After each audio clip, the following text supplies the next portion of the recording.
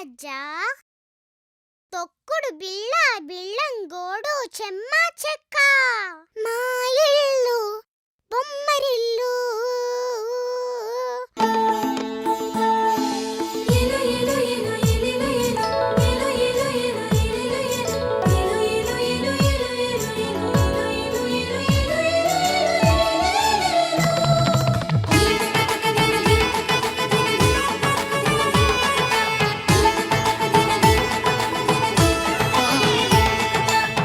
జలరాలే చినుకుల్లో మిలమిలలాడే తడుకుల్లో జలరాలే చినుకుల్లో మిలమిలలాడే తడుకుల్లో చిరు చిరు మెరుపుల హరివిల్లు ఆనందాల పొదరిల్లు చిరు చిరు మెరుపుల హరివిల్లు ఆనందాల పొదరిల్లు మా ఇల్లు బొమ్మరిల్లు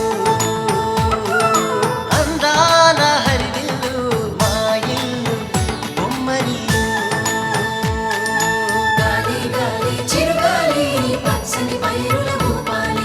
ఉల్లాసంగా వేయాలి కిలకిల నవ్వుతూ పాడాలి తనుకుతాం తనుకుతాం తనుకుతాం తనుకుతాం ఏవేవో ఊహలు నాలో అలలాగానే తూగి ఏవేవో ఆశలు నాలో కలలాగానే ఊగి ఆలాపం ఏదైనా ఆనందంలోన సాగేను ఈ హాయి ఒక పాటనా మా ఇల్లు బొమ్మరిల్లు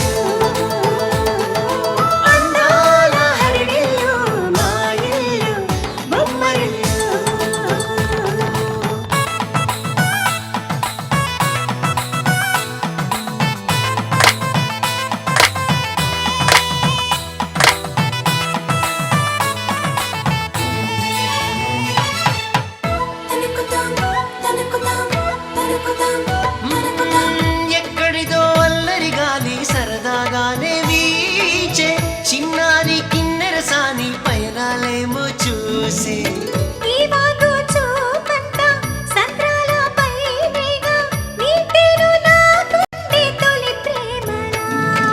మా ఇల్లు బొమ్మరిల్లు అందాల హరివిల్లు మా ఇల్లు బొమ్మరిల్లు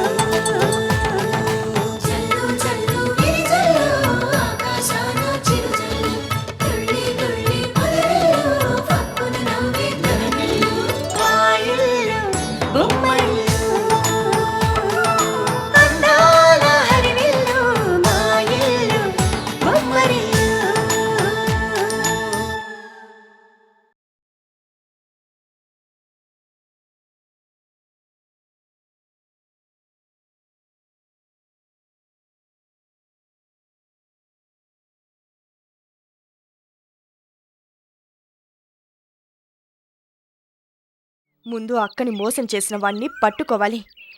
వాడిపై పగ తీర్చుకుంటే గాని నాకు మనశ్శాంతి ఉండదు.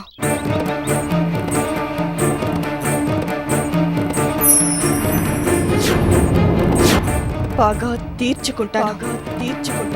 అన్నయ్య, ప్రీతిని పెళ్లి చేసుకోవాలన్న ఆలోచన గాని అభిప్రాయం గాని నాకు లేదు.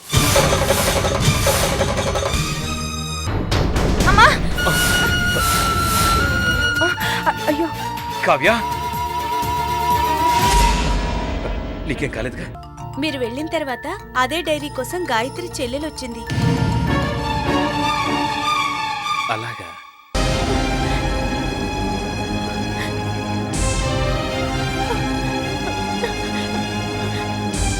బాబాయ్, అక్క బట్టలే.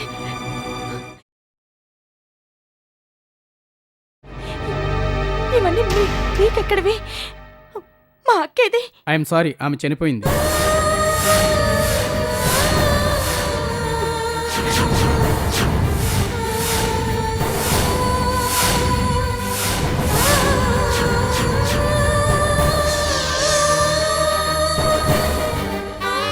మీరు చెప్పేది నిజమేనా ఇన్స్పెక్టర్? మా గాయత్రి చనిపోయిందంటే నమ్మలేకపోతున్నాం. అసలేం జరిగింది ఇన్స్పెక్టర్? ఊరు బయట కాలువలో ఒక అమ్మాయి డెడ్ బాడీతో పాటు ఈ బ్యాగ్ కూడా దొరికింది. బాడీ పూర్తిగా డీకంపోజ్ కావడంతో కార్పొరేషన్ వాళ్ళు కాల్ చేశారు.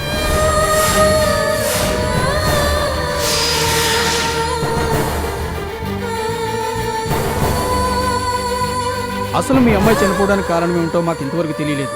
ఇన్వెస్టిగేట్ చేస్తున్నాం. ఏదైనా విషయం తెలిస్తే మీకు ఇన్ఫార్మ్ చేస్తాం. కానిస్టేబుల్, ఐటమ్స్ రిసీవ్ చేసుకున్న సంతకం తీసుకో.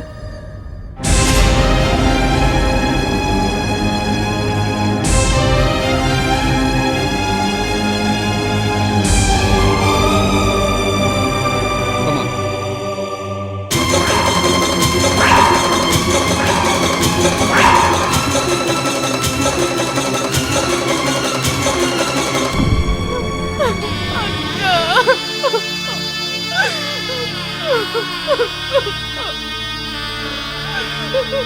ఊరుకోమ్మా, ఏడవకమ్మా, మేమంతా లేమా, ఊరుకోమ్మా.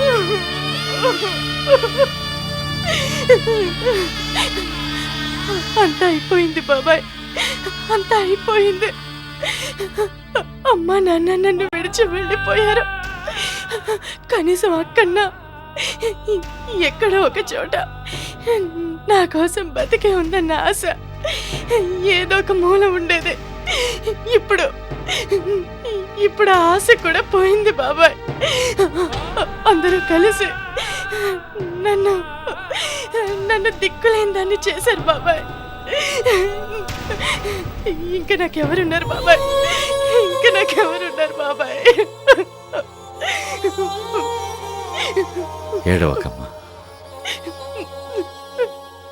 మేమంతా లేమా, మేముండగా నువ్వు దిక్కులేని దానివి ఎలా అవుతావు?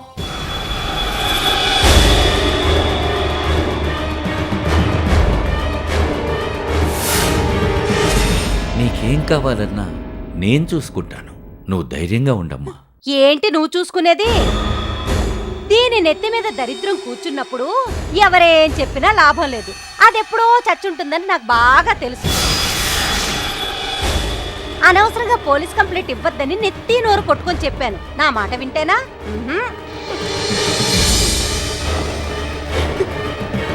ఇప్పుడు అదే పోలీసులు వచ్చి చెప్పారు కదా, ఇకనైనా అది చెప్పే ప్రతిదానికి గంగిరెద్దుల తలోపకుండా నోరు మూసుకుని ఇంట్లో కూర్చోండి.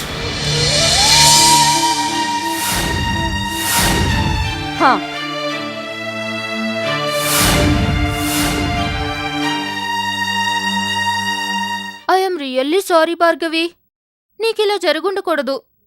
కానీ మనమేం చేయగలం? మన చేతుల్లో ఏమీ లేదు కదా. కాకపోతే జరిగిందంతా నీకు గొప్ప లెసన్. నువ్వు కూడా మీ అక్కలాగా ఎవరిని పడితే వాళ్ళని నమ్మి మోసపోకుండా జాగ్రత్తగా ఉండొచ్చు. ఆఫ్కోర్స్ నువ్వు మోసపోయి ఇంట్లో నుంచి వెళ్ళిపోయినా ఇప్పుడు బాధపడి పురుగుల మందు తాగి చచ్చేవాళ్ళు ఇంకెవ్వరూ లేరనుకో. ఇప్పుడు నేనేమన్నాను అంత కోపం డాడీ? ఉన్నమాటేగా అన్నాను. నువ్వు వీళ్ళ మాటలేమి పట్టించుకోకమ్మా. పల్లవి, నువ్వు అక్కని తీసుకుని లోపలికెళ్ళు. రాక్క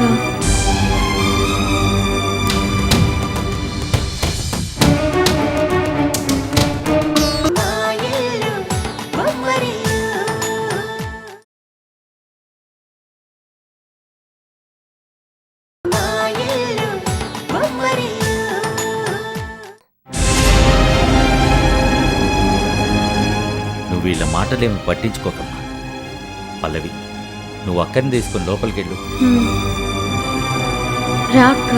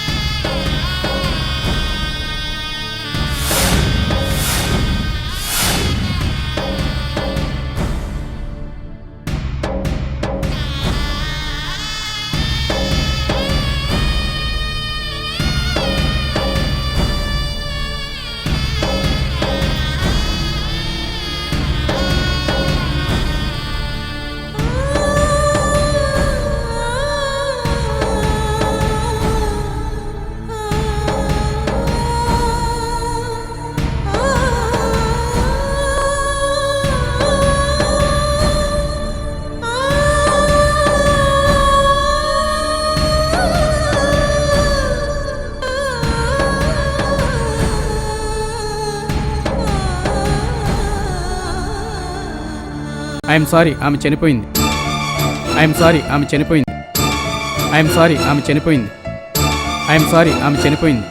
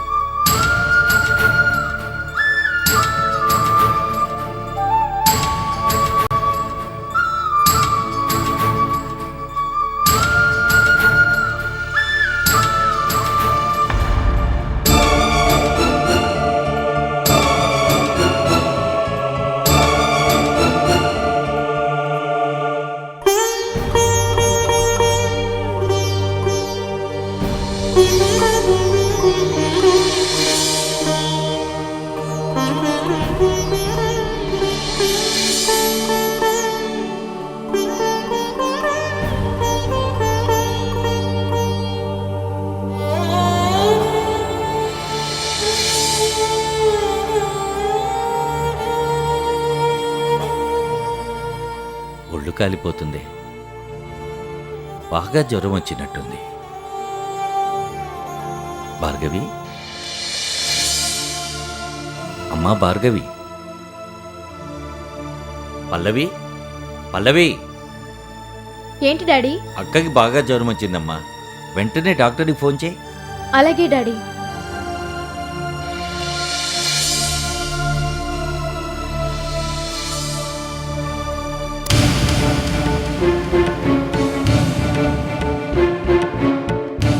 ఏం జరిగింది? అంత గట్టిగా అరుస్తున్నారు? భార్గవికి బాగా జ్వరం వచ్చింది బోన. ఒళ్ళు కాలిపోతుంది. డాక్టర్కి ఫోన్ చేయమన్నాను. ఆ? ఈ మాత్రం దానికి ఇంత హడావిడి చేయాలా? ఓ మాత్ర ఇస్తే సరిపోతుంది కదా. అసలు మిమ్మల్ని కాదు, దీన్ని అనాలి. ఈ మహాతల్లి ఏ ముహూర్తాన్ని ఇంట్లో అడుగు పెట్టిందో కానీ ఎప్పుడు చూసినా ఏదో ఒక టెన్షన్. అనవసరంగా ఎందుకు ఆడిపోసుకుంటావు బోన? పాపం భార్గవి గాయత్రి చనిపోయిందన్న విషయం తెలియగానే బెంగపెట్టుకుని జ్వరం తెచ్చుకున్నట్టుంది. మనమ్మయ్యే గినక ఈ పరిస్థితిలో ఉంటే నువ్వు ఇలాగే మాట్లాడతావా? అదే వద్దంటున్నాను. ప్రతిసారి దీన్ని మనమ్మాయితో పోల్చి వెనకేసుకొస్తున్నారు. దీని దరిద్రం మన ఇంటికి ఎక్కడ అంటుకుంటుందోనని భయపడిచేస్తున్నాను. ఈ మహాతల్లి ఏ ముహూర్తాన్ని పుట్టిందో కానీ ఆయన వాళ్ళందరినీ మింగేసింది. ఇప్పుడు ఇంకెంతమందిని పొట్టను పెట్టుకుంటుందో ఏమో. నీకేమన్నా మతిపోయిందా? అసలు జరిగిన దానికి భార్గవికి ఏమన్నా సంబంధం ఉందా? ఎందుకే ప్రతిసారి చేయని దానికి నిందిస్తాం? అసలు అమ్మా నాన్న పోయిన దానికంటే నీ మాటలే దాన్ని ఎక్కువగా బాధిస్తున్నాయి. ఏదన్నా ఒక మాట అనే ముందు ఒక్కసారి మనసు పెట్టి ఆలోచించు. ఆహాహాహా, ఈ నీతులకేం తక్కువ లేదు. మీరు కూడా ఏదైనా పని చేసినప్పుడు పెళ్ళానికి ఇష్టమో కాదో తెలుసుకొని చేస్తే నేను కూడా ఆచి తూచి మాట్లాడతాను.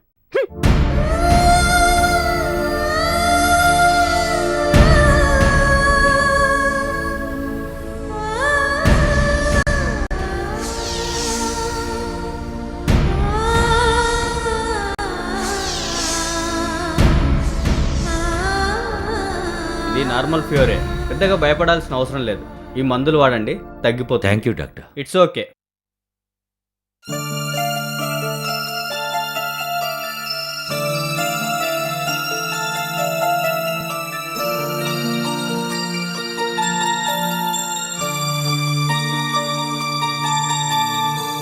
బాబాయ్,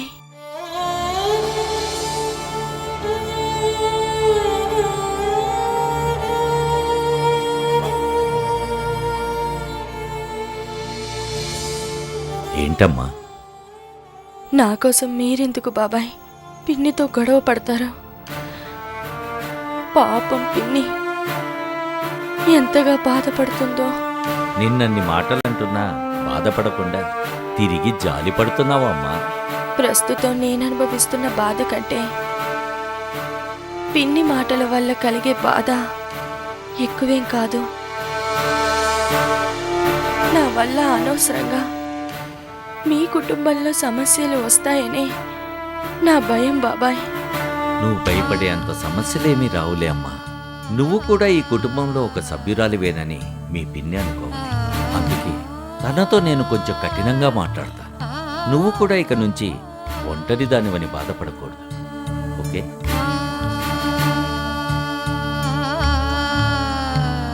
టాబ్లెట్ పంపిస్తాను, వేసుకొని రెస్ట్ తీసుకోమ్మా.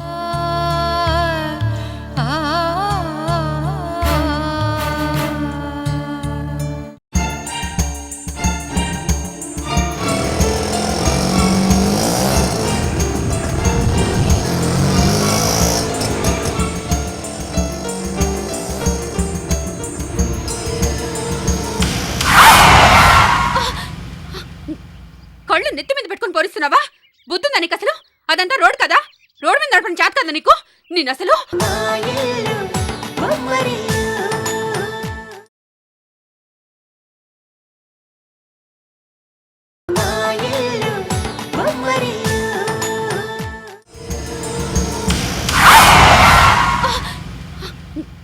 కళ్ళు నెత్తి మీద పెట్టుకుని పోరిస్తున్నావా? బుద్ధుందా నీకు అసలు? అదంతా రోడ్ కదా, రోడ్ మీద నడపడం చేత కదా నీకు? నేను అసలు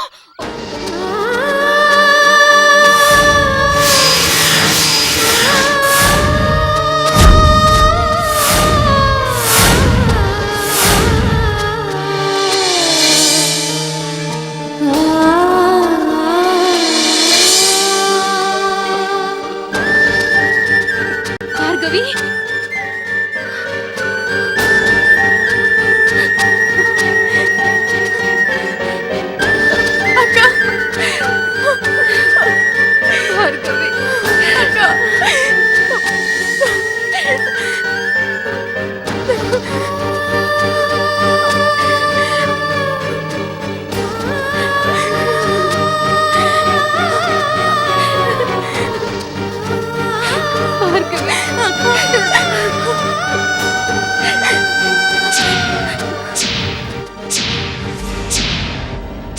ఇన్నాళ్ళు ఏమైపోయావక్క? ఎక్కడికెళ్ళావు? నువ్వు చనిపోయావని ఎంతగా బాధపడ్డానో తెలుసా? అసలు చనిపోతున్నావని ఎందుకు లెటర్ రాసి పెట్టావక్క? తప్పలేదు భార్గవి. తెలుసో తెలియకో ప్రేమలో పడ్డాను. ఒకరిని ప్రేమించి ఇంకొకరిని పెళ్లి చేసుకోవటం నా వల్ల కాలేదు. అందుకే పెళ్లి ముందు రోజు కన్న కూతురు ఎవరితోనో లేచిపోయిందనే విషయం కంటే ఎవరి చేతిలోనో మోసపోయి ఆత్మహత్య చేసుకుందన్న విషయం తక్కువ బాధ కలిగిస్తుందని నేను అలా చేశాను. పొరపాటు చేసావక్క, చాలా పెద్ద పొరపాటు చేశావు. అసలు నువ్వు ఇలాంటి నిర్ణయం తీసుకునే ముందు కనీసం నాతో కూడా చెప్పాలనిపించలేదా? నీకు ప్రతి ఒక్క చిన్న విషయాన్ని చెప్పేదాన్ని. ఇంత పెద్ద విషయం నాకెందుకు చెప్పాలనిపించలేదు?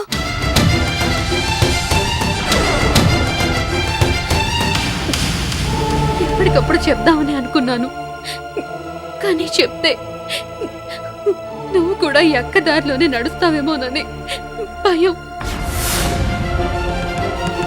నా వల్ల నీ జీవితం ఎక్కడ నాశనం అయిపోతుందోనని భయపడే చెప్పలేదు. ఇప్పుడు మాత్రం నాశనం కాలేదనుకుంటున్నావా? నీ స్వార్థం నువ్వు చూసుకొని వెళ్ళిపోయావు. కానీ నువ్వు చేసిన పని వల్ల అమ్మ, నాన్న, చెల్లెలు ఏమైపోతారోనని కనీసం ఒక్కసారైనా ఆలోచించావా?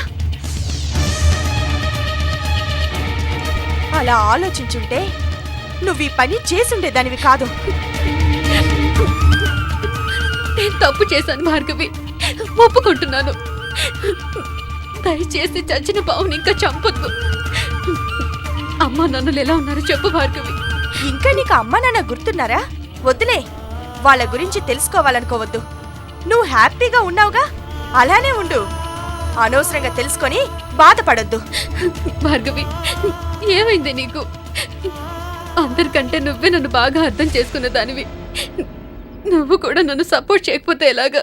అవును, నిన్ను బాగా అర్థం చేసుకున్నాను. తప్పుగా అర్థం చేసుకున్నానని ఇప్పుడే అర్థమైంది. నువ్వు నిజంగా చనిపోయుంటే ఎవడి చేతిలోనో మోసపోయి చచ్చావన్న సానుభూతైనా మిగిలుండేది. కానీ ఇప్పుడు నిన్ను చూస్తుంటే మమ్మల్నందరినీ మోసం చేశావని అసహ్యం వేస్తోంది.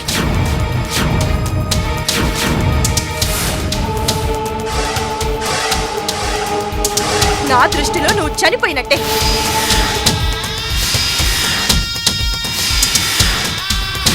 చనిపోయినట్టే చనిపోయినట్టే చనిపోయినట్టే చనిపోయినట్టే